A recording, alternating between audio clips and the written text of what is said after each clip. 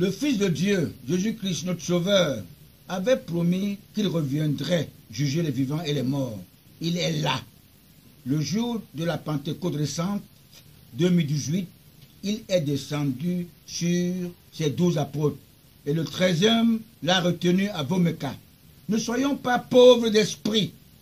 Paul Biya n'a pas placé notre émergence en 2035 par hasard.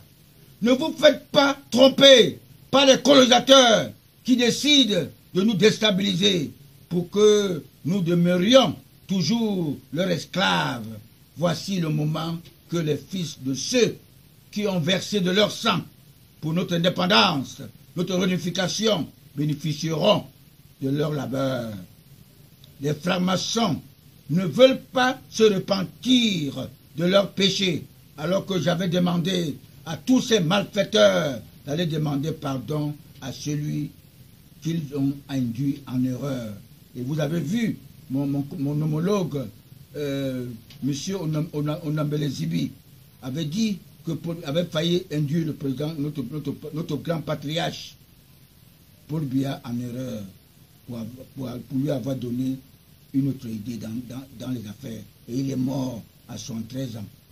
Même après avoir dynamité le collège Monté de Yaoundé en 1986 pour une simple jalousie tribale, même amener notre père de la nation à détester les Juifs d'Afrique, les Bamileke, pour faire naître le nouveau riche de sa tribu, malheureusement, ils ont transformé les Pajero en taxis. Et certains de ses frères disent qu'il s'est accaparé de leur terre pour en faire son champ d'ananas. En ma qualité de politologue spirituel, président fondateur de COTRAC, collectif des travailleurs retraités de l'Afrique centrale, ex-employé de la défense SNEC de 1976 à 2009, ancien chef de protocole du grand patriarche Clément Oboufégué, le tout premier ingénieur à avoir remplacé un Français, le nommé Islamiche, dans la même année 1976. Il devient le tout premier directeur général de la SNEC.